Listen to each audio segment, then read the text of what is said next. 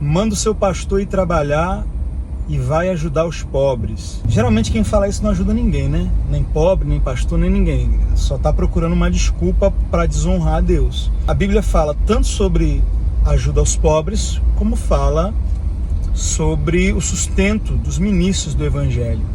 Gálatas capítulo 6, verso 6, diz que aquele que está sendo instruído na palavra deve repartir com aquele que o instrui. Em 1 Coríntios capítulo 9, se eu não me engano, verso 11, Paulo diz: se nós vos semeamos as coisas espirituais, é muito colhermos de vós as coisas materiais.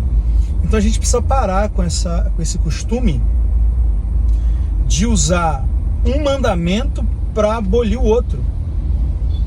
A Bíblia fala de ajudar os pobres? Fala. Então vá ajudar os pobres.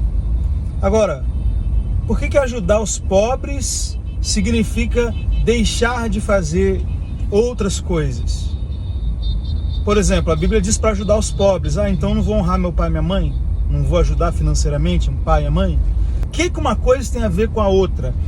O que um compromisso estaria me ausentando do outro compromisso? Isso não faz sentido nenhum. Então, se a Bíblia diz para eu ajudar o pobre, eu vou ajudar o pobre. Se a Bíblia diz que se eu estou sendo instruído na palavra, eu devo repartir com aquele que me instrui, eu vou fazer isso também. Não ficar usando um princípio para anular o outro. E essa conversa aí de desonrar quem você deveria honrar com desculpa de ajudar pobre, isso é uma conversa bem velha, né? Isso daí saiu da boca de Judas, quando ele viu Maria quebrando o vaso de alabastro e derramando ali aquele perfume, aquele nardo puro, que para ele parecia um desperdício. Aí ele disse: olha, deveria ter vendido isso daí e dado aos pobres. Porque para um avarento, na verdade para um ladrão, porque Judas era ladrão.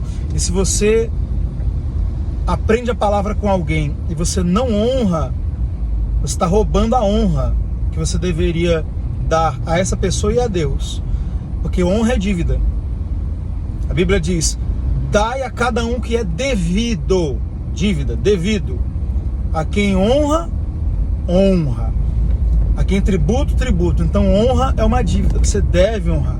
Paulo vai dizer para Timóteo que aqueles que se dedicam ao ensino e à pregação são dignos de duplicada honra.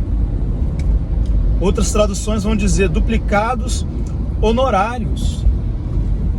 Principalmente os que se dedicam à pregação e ao ensino. Então a Bíblia está repleta de textos que falam do compromisso que a igreja tem em relação ao sustento daqueles que foram escolhidos por Deus para ensinar e pregar a palavra. Assim como a Bíblia também está repleta de textos falando sobre a necessidade e o dever, né, de dar esmolas, de ajudar os necessitados, principalmente se esse necessitado for um irmão.